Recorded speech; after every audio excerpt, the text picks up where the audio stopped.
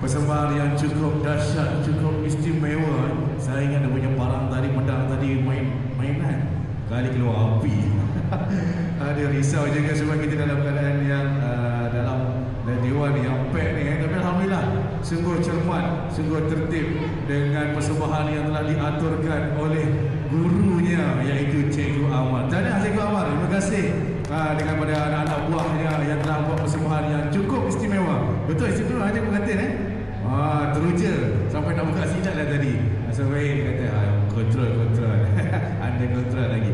Baiklah, silat ditunjuk penuh berseni, langkah disusun indah beradat, warisan lama kekal di hati, lambang bangsa yang kaya bermartabat.